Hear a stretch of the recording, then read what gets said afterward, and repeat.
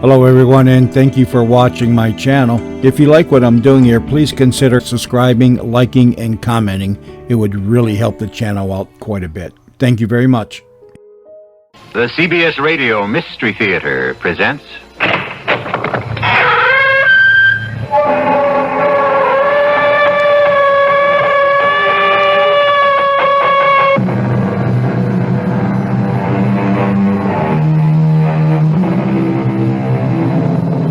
Come in.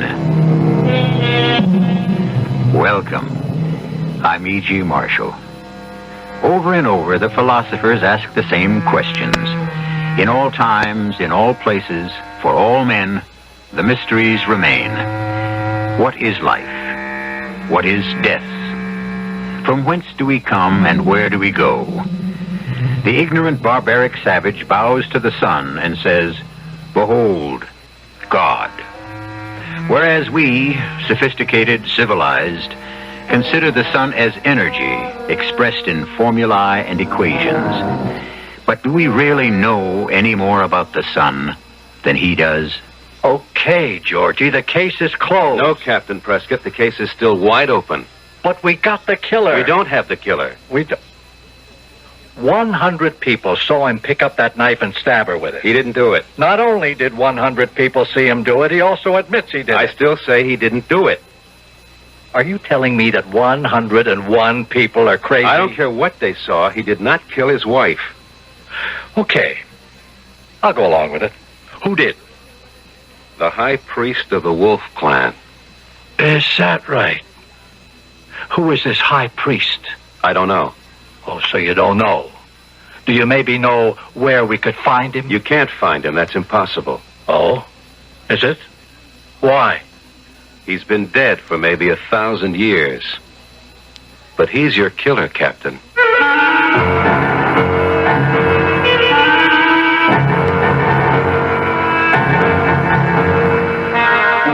Our mystery drama, The Night of the Wolf, was written especially for the Mystery Theater by Sam Dan and stars Michael Tolan.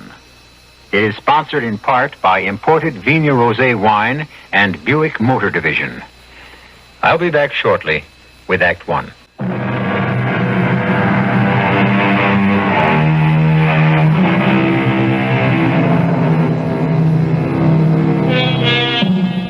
We are in a bright, bustling city in our own Southwest. A new city, but an old settlement. Almost 100 years before the Pilgrims landed in Massachusetts, the Spanish adventurers came here in quest of gold. And when they found none, they went away. After a while, the conquistadors were succeeded by a new breed of explorers who understood that gold doesn't have to be hard and yellow. Gold can also be liquid and black. And thus, a new city was built here. A gleaming city of metal and glass.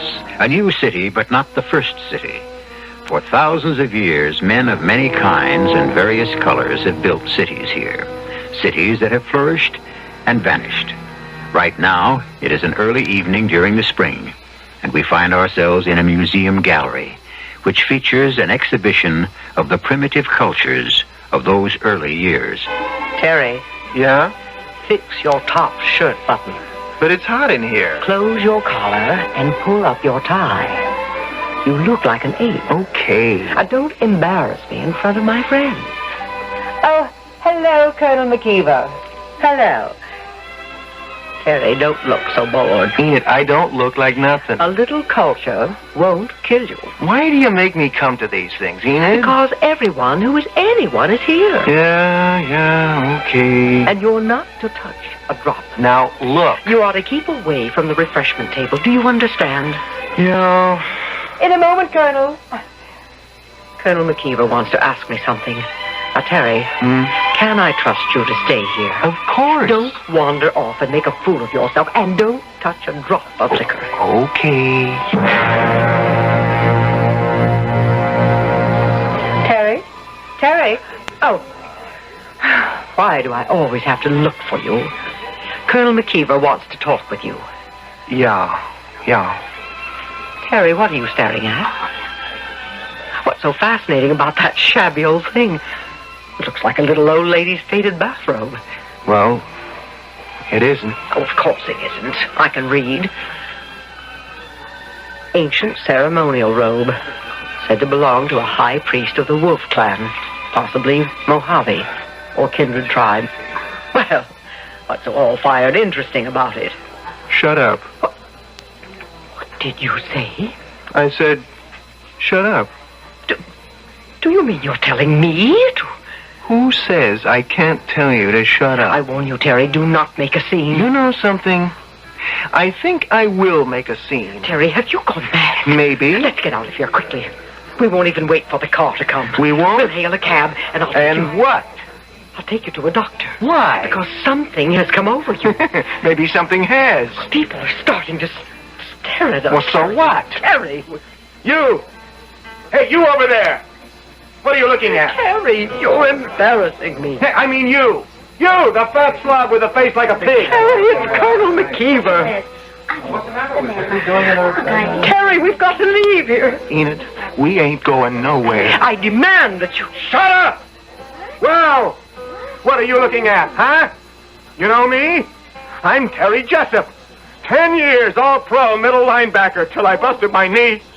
And I got so scared that I had to marry this rich broad. Terry, Terry, you've gone mad. I let her father buy me. I let her old man buy me. Terry, and break you're me. drunk. You ruined me. You ruined me. You and your old man, you used me.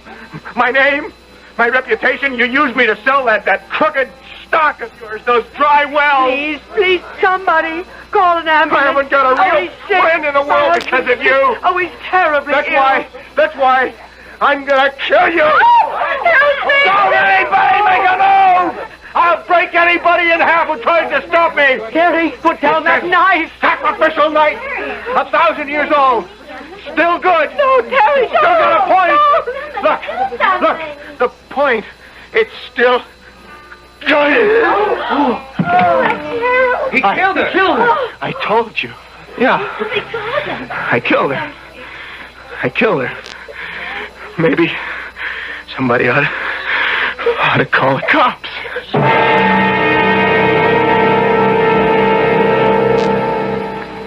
I don't know why, Lieutenant. I don't know. Just answer this. How long have you wanted to do it? Why, I never wanted to do it. I just... Yeah? Well, something just came over me, that's all. That's not true. I swear, Lieutenant... No, you forget. You killed her in front of 100 witnesses. You said that her old man bought you. I never said any such thing. Now, don't fight it, Terry. 100 people heard you. But I don't remember saying it. Do you believe it? No, I don't believe it. Why would I... You said they used you to sell a phony stock. Well, how could... Terry, I wouldn't say this if I didn't get it from people who were standing there. You said that you lost all your real friends because of them. It's crazy. That's what you said. Well, how could I say a thing like that? I was in love with her. Still in all, Terry, you killed her. Why?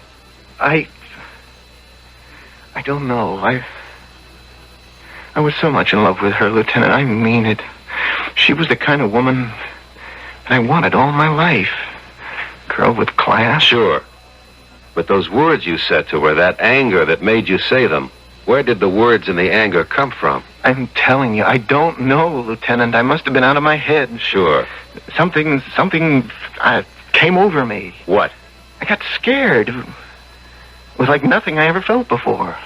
Like what? Something in that place.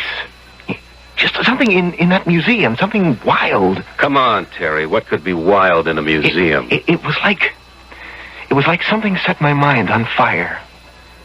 And the words that everybody heard me say, I didn't even know I was saying them. And did you know you killed her?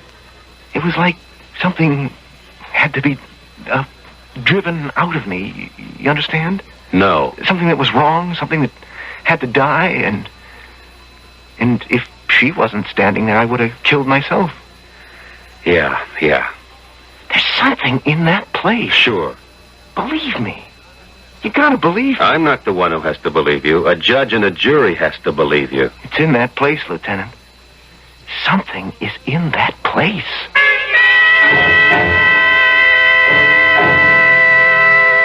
Now, Miss Atkins, you were here last night. You saw what happened. I've already told you, Lieutenant. Terry Jessup says that something came over him. Oh, I'm sure something did. He says something in this place, something here in this museum, drove him wild. Something in here? Yes, Miss Atkins. Now, what is there here that could do Look that? for yourself. We have pictures on the walls. We have some sculptures, some artifacts. Has anything unusual ever happened here before? Well, now, what unusual thing could ever happen in a museum? Yeah, that's what I figured. Well, Miss Atkins, I guess that's all. Although, Yes? well, this is of absolutely no use to you in terms of last night, but, well, we did have an incident here, 3 weeks ago. We had a fist fight. A what? Uh-huh. There were a party of 4. 2 men, 2 women. And suddenly the men started a violent fight. Unfortunately, the guards were able to restrain them. Well, what did you do? Well, the guards hustled them out of the building, but the 2 men kept going at it on the street. Finally, the police came. And then what? Well, I don't know. It's just that you asked me about unusual things. And since we have so few of them, well, almost anything would stick in my memory. Yes, it was exactly 3 weeks ago. And then there was another incident. When? Well, that's the peculiar thing about it. It was just about... No, it was exactly 3 weeks before that. You sure? Yes, I remember because it was the first of the month. And the first day of this special early American Indian exhibit. What happened? Well, there was a man. And he was standing, well, right where Jessup was standing. And also right where those other 2 men were standing. The exact same spot. And? He was an elderly, dignified, well-dressed man. And all of a sudden he shouted, "I'm wrong, I wasted my life." And with that he emptied his pockets. He threw his watch and his ring and all his money away. And then he started to take off his clothes. And then what? Well, the guards just restrained him and he was taken to the hospital.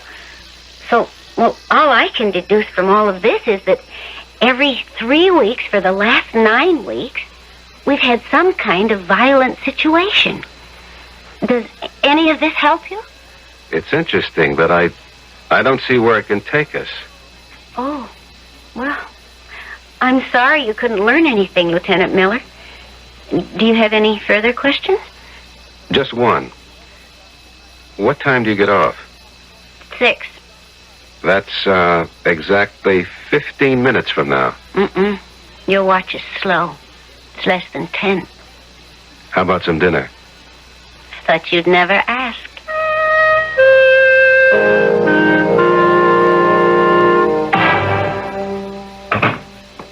Oh, Georgie? Yeah, it's me. Did I wake you? Oh, no. Had your supper? Yeah. What did you eat? Oh, I don't know. I just grabbed a sandwich on the run. Oh, you shouldn't do that, Georgie. You've got to have a balanced diet. That's why I like you to eat at home when I can make sure. Okay, Myra. Did you put the money in the checking account? Georgie, you got to talk to Jerry. He won't do his homework, and the teacher sent home another note. Jenny has to see an orthodontist, I think. Okay. I'll take care of everything.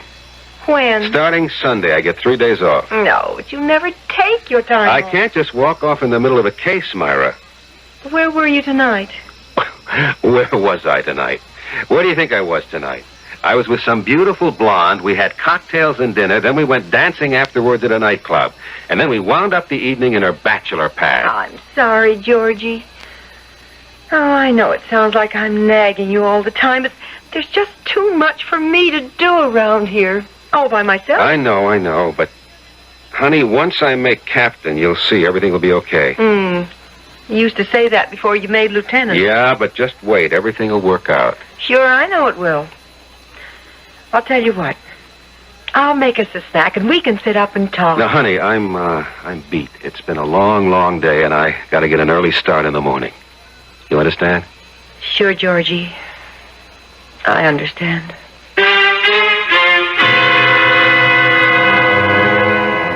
That's what we need in this world.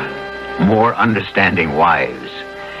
Well, we've been weaving several threads here, and it seems that the museum appears to be central to all of them.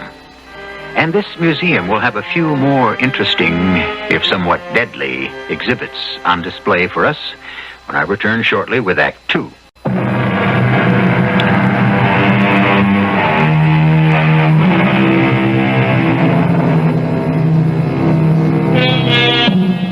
The other night, Terry Jessup, an ex-football player who was considered to be, for all his size, a rather calm and gentle person, suddenly went berserk and murdered his wife. This came as a surprise for two reasons. First, everyone had always assumed that he worshipped her. Second, he killed her in a museum, of all places. You going to be home for supper, Georgie? I don't know, Myra. I'll have to call you. Why don't I just figure you won't be, as usual? That might be best. Promise me you'll eat. Oh, sure. Honey, you're at the age where a man can start to get all kinds of things wrong if he doesn't watch himself. I'll take care of myself, Myra. Look, honey, I know you got the kids all day in the house, but, But what? It's just how it works out. You've got your job. I have to put up with it. Well, that's just it. You say you have to put up with it. Well, I do, don't I?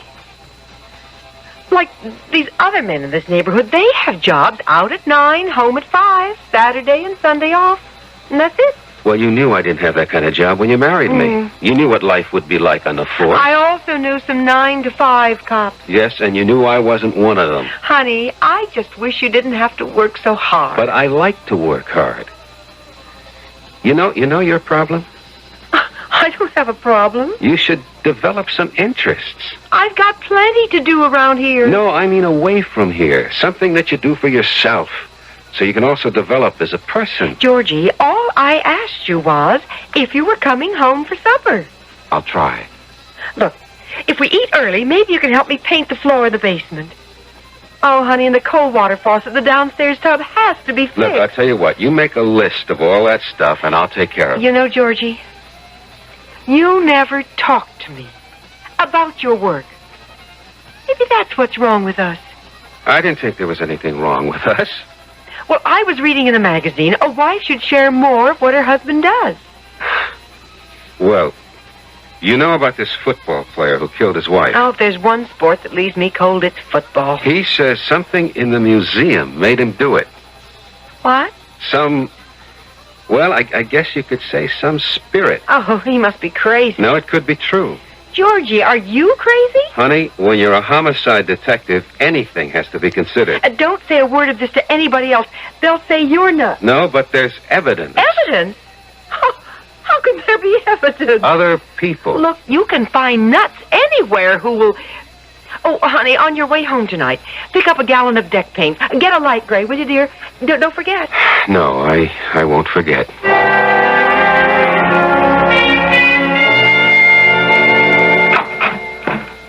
Hi. Hello, Polly. You busy? Swamped. Maybe I better come back another time. Oh, you do that.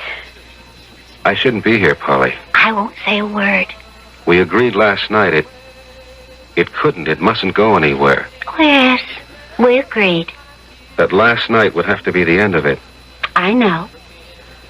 That the real reason I'm here is this does happen to be the scene of the crime. That's true. Something in this place made Terry Jessup kill his wife, made those other people go crazy. Something? I don't know too much about it, but it could be some kind of spirit. You think I'm crazy? No. Now, the way I figure it, these tribes, they believed in magic. It was their religion. Maybe there was some truth in it for them. And so... Well, go ahead. And so these things, these knives and clothes and the things here, the magic could still be in them. Or on them or something. Now you go ahead and call the guys in the white coats. I'll do no such thing. I always believed in that myself. But you're educated. So are you. I don't have the books. You don't need the books. Come here. Polly, it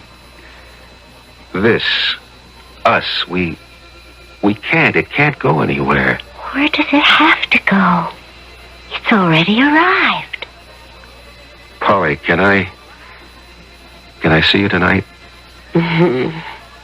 Why do you feel you have to ask?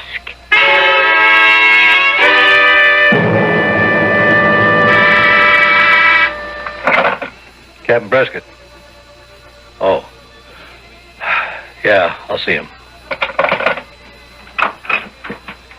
Morning, Georgie. Sit down. Listen, Prescott, why am I being assigned to the Kenilworth thing? Because it's a good live murder and just a job for a smart detective like you. But I'm still with the museum killing. What is it with you? Jessup is already in the cooler waiting for his trial. It's gone past But us. we have to find out why he did it. No, that's going to be for the psychiatrist to rumble about.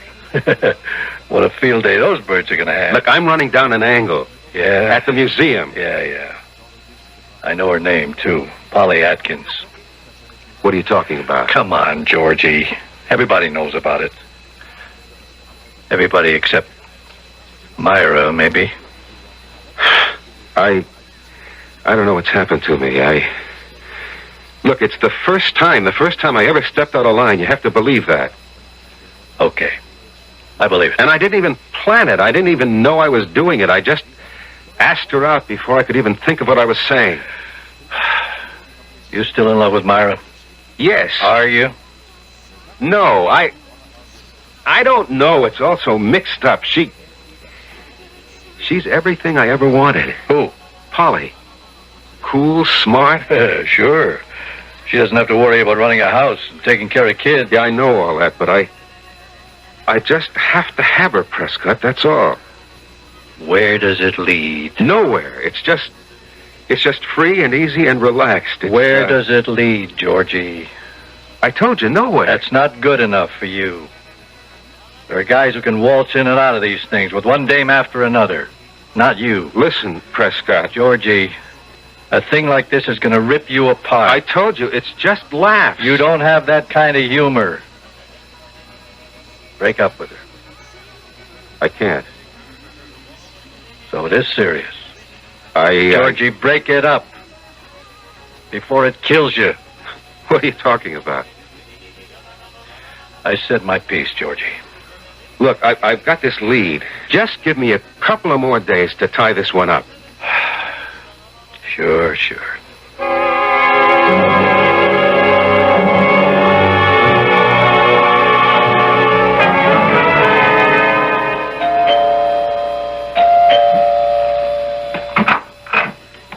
Yes?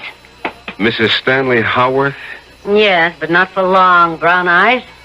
I've already had the papers served on big-hearted Stanley. I'm a police officer. Oh, well, do come in. Your husband, Mr. Stanley Howarth. Do we have to talk about him? About a month ago, you, your husband, and another couple, a Mr. and Mrs. Andrew Seeley, Yeah, that's another great pair. were in the Museum of Indian Art. I still don't know whose bright idea that was. Suddenly, your husband and Mr. Seeley started swinging at each other. Why? Why? Yes. Well, I don't know. Did anything happen that would have created a fight? They just couldn't start swinging at each other for no reason at all. Well, the truth is, neither of them's a great intellect, if you know what I mean. Could you just tell me everything that happened while you were in that museum? You got a one-track mind. Well, let's see. I don't know why we went there. But Betty Seeley said, let's go for laughs. Shows you where she is. So we wander around, the whole thing's a drag, and I say, Stanley, let's take off, and he says, shut up. Why? Stanley's a man of few words, and those are two of them. Well, anyhow, everybody's saying to Stanley, let's go, but he's just standing there, staring at this thing that looks like a bathrobe. A bathrobe? Well, no, it ain't a bathrobe. It's one of those old Indian robes, and he's staring at it, like he's hypnotized. Yes? So, Andy Seeley puts his hand on Stanley's arm and says, let's go. And Stanley pushes him away and says, you're the one who ruined my life, and on account of you, I'm a crook today. What did he mean by that? Well, Stanley and Andy, they're partners. And they put together deals, and all I can say is they never lose money. Then what? Oh, I never seen Stanley so mad. Or Andy either. Each accused the other guy of dragging him down. You know what I mean? I don't know what got into either of them. and they started slugging. I mean, they'd have killed each other. Well, it took the museum guards and the cops. I know. They were booked and then released on bond. What happened later? These two crazy guys, these two nuts, they actually gave away all their money. What? Well, fortunately, I got some of Stanley's in my name. But they spent days in the office investigating worthy causes, and they just got rid of all they owned. Could I see your husband? Yeah, sure. If you want to go to India to look for him. He went to India? Well, was it India or Africa? I don't know. Might have been South America. Why? To do good work. Can you tie a thing like that? Any wonder I want to ditch him? Well, thank you very much, Mrs. Howarth. Anytime. And now that you know the way, don't be a stranger.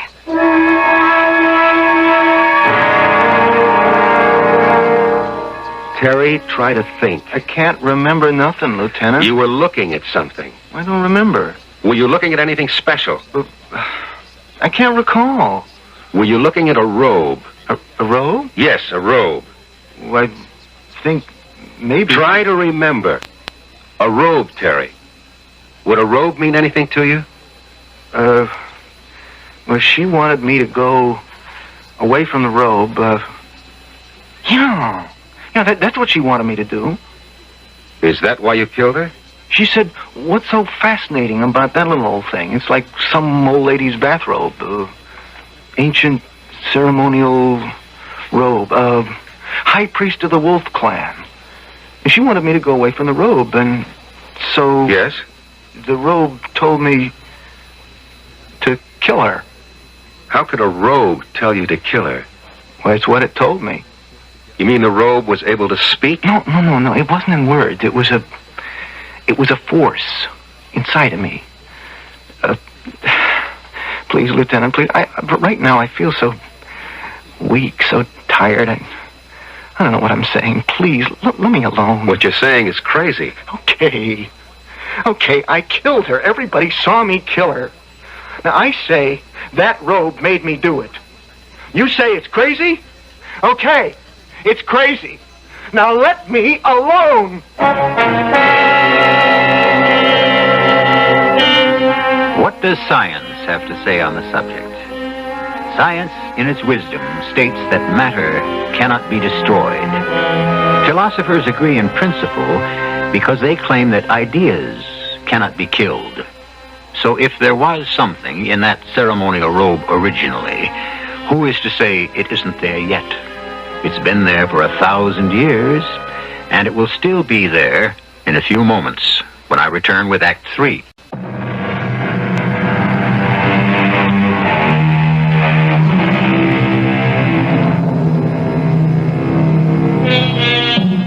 All cities are built on the ruins of others.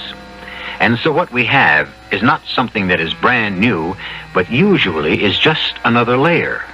And if we dig into the ground, we find the things of those people who have come and gone before our time. But we don't have to dig to find the ideas and the forces and the spirits that move them. Those can be felt everywhere, especially by men and women who are waiting and hoping for something to change the course of their lives. Detective Lieutenant George Miller has been involved with people like that lately. As a matter of fact, Lieutenant Miller is in the midst of a change in his own life. He may or may not be aware of it. Excuse me. Yes? Are you Mr. Kenneth Underwood? Yes. I'm a police detective. I was told at your apartment that you could be found here in the park. And now that you found me? There was an incident at the museum. A sudden aberration. Over and done with it. Is that so? You were looking at that robe in the museum and you suddenly went... Well, I don't like to say crazy. Sir, I don't understand what you're saying. No, I think you do. It's happened twice again since. What can you tell me about that robe? Why is it important? A man killed his wife. The state of his mind at the time will decide the price he'll pay. I read about it. They'll say he was insane. What about that robe? It doesn't matter. Let us say that, some spirit emanated from that robe, possessed him. It'll amount to being crazy anyhow. Why do you say an evil spirit? I said a spirit. You said evil. Well, isn't it evil if it causes a man to kill? The robe, the spirit of the robe, said to me, Kenneth Underwood. Then you are saying there is a spirit in the robe. Said to me, Kenneth Underwood, the gods gave you the gift of poetry. You've abused it, defiled it, cheapened it. And I did. And I thought I would die then and there. And the spirit said, will you throw off this illusion of fame and be true to your gift? And I said, yes. Yes. And a great weight was lifted from my heart because I meant it. Do you expect me to believe this? You asked me a question. I gave you an answer. What kind of spirit? Some days later, I returned to the museum. I examined the robe. There's a kind of design in it. I spoke to an authority on the ancient Indian cultures. He said it was the robe of the Wolf Clan's high priest. That's what it says on the printed card. The Wolf Clan. The clan responsible for the moral purity of the tribe. Each month on the third night before the full moon, every adult member of the tribe had to pass before the high priest. It's called the Night of the Wolf. And if in any heart there's hidden a guilty secret, that secret springs forth. And it either kills that person, or he must kill it. I killed mine, and so I've survived. Going along with this, how do you account for those other two incidents? Pure coincidence. People happened to be standing next to the robe on that particular night. I read about them in the paper. The two men, they killed their guilty secret. What about Terry Jessup? The football player? He couldn't kill his. He couldn't leave his wife. In his agony, he murdered her. Do you expect me to believe this?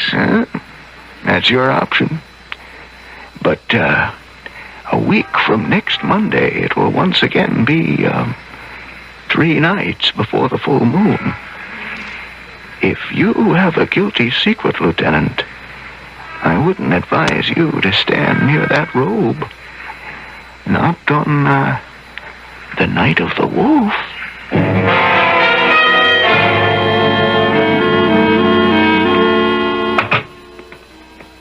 Myra? Georgie, I didn't expect you. What do you mean you didn't expect me? Well, honey, you usually don't get home for dinner most nights. Well, I always call. Where are the kids? Oh, well, you know Tuesday's Jerry's night for the Cub Scouts. And Ginny's sleeping over to friends tonight. I didn't prepare anything. That's okay. You want to go out and eat? Well, no. Okay, then let's just spend a quiet evening at home. We're entitled to it. I don't know if I can, honey. Why? What's the matter? Well, you said I should get myself an interest. I did. What do you mean? Oh, I took up bowling. Oh, well, that's great.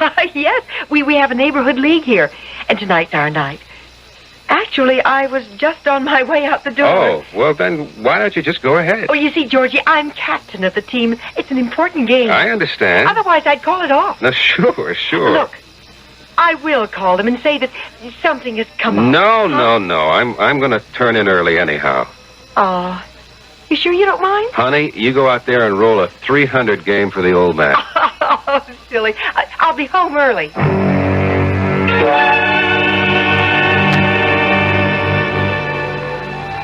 A glass of wine, George? No, I don't need wine or anything else when I'm with you. Thank you, sir. Polly, what's going to happen to us? What's supposed to happen? I don't want it to end. I don't want it to end either. So it won't end. Unless, of course, one of us changes his mind, and then, well, that's it. Something's bothering you, George? No, no. Well, every now and then I can't help feeling what we're doing is wrong. What we're doing happens to be what we both want to be doing. But people don't just have the right to do what they want to do. Why not? Why not? Well, because. Yes? Because? You know something? When I'm with you, I feel anything is possible. I mean, I'm not stuck in a rut. I just feel free. Is that? I don't know why. Half the time I don't understand what you say. Half the time I don't understand what I'm saying either. And you're not the best-looking dame I ever saw. Oh, thank you. This is your night for gracious compliments. But I just can't seem to get along without you. So? Why fight it?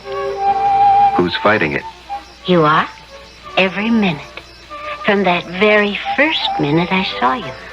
I just decided I'm going to quit fighting it. Starting when? Starting right now. I'll show you. I believe you.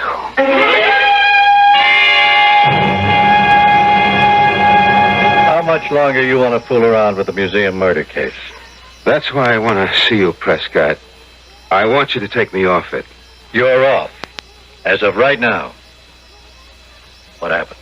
Nothing. I don't want to go near that place again. Meaning what? Meaning what I said. Does that include Miss Polly Atkins? Miss Polly Atkins is my affair.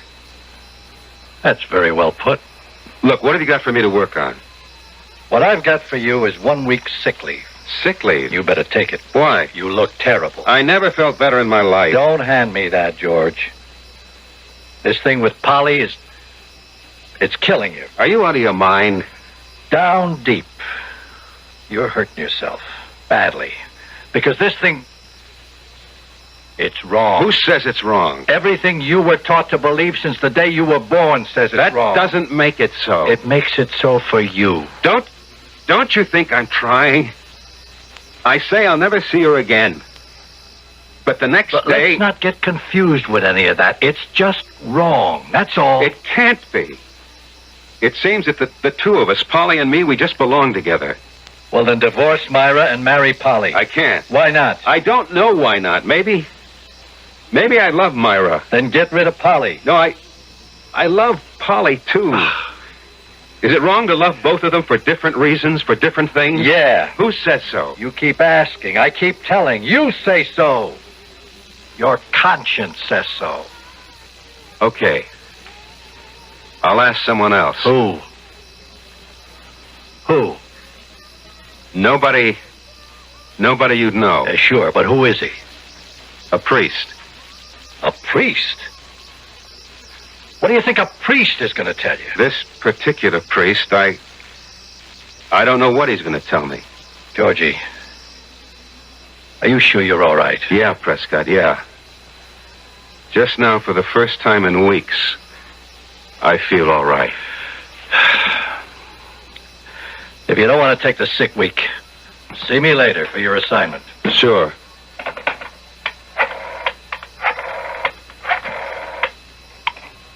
This is Lieutenant Miller of the police department.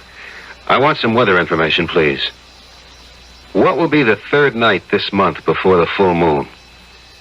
I have to know exactly.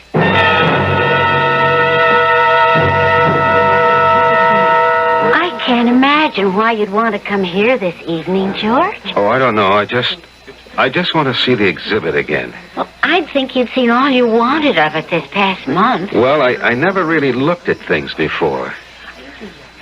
Did you call Captain Prescott? Yeah. Now, why do you want him to be here? Did he say he'd come? He should be here any minute. Well, why do you want him? I may need him. For what? Maybe for nothing. I hope for nothing. Georgie! What's this all about? Oh, Prescott, I'd like you to meet Miss Atkins. Oh, we met on the phone. How do you do? Now, Georgie, what do you want me to see? I want to show you a robe. A robe? Yes. Right there. That moth-eaten looking thing? What's the point? It belongs to the priest. The one I said I was going to see. Miss Atkins, you know what Georgie is talking about? The robe of the high priest of the Wolf Clan. George, you're pale. Something the matter? Polly, do you believe with all your heart that you and I, we two, we're right? I believe it, George. I believe it. But Don't say any more. Prescott, have you got anything to hide? Anything on your conscience?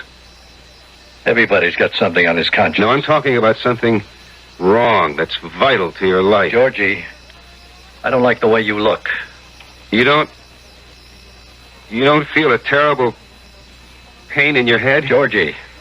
You don't feel a tightness? It's so tight in your chest. I think we better call a doctor. Your whole body's not on fire? George. On fire? Oh, then you're safe. It's me. a telephone for... No, don't go. Don't. George, all she wants to do No, is... I won't give her up. I won't. I can't, no matter what you say. I won't give her up. I'll kill her first. I'll kill myself. George, put that knife back. It's the same knife that other man used. George! I won't give her up. I love her. George! Wait a minute. No, let go. I have to kill us both. It's the order of the high priest. George, drop it. Drop it. I have to.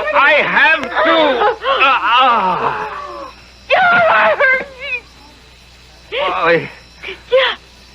Polly, I'm sorry. Quick, call an ambulance. No, don't. Father, the high priest, he said, funny, he said, drive her out of your heart, even if it kills you. I drove you out of my heart, and now I have no heart at all.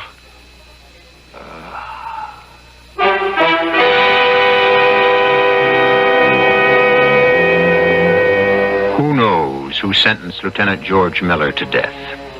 A conscience, which everyone has? A sudden heart attack, which anyone can get? Or was it the verdict of the high priest of the ancient Wolf Clan? I'll be back shortly.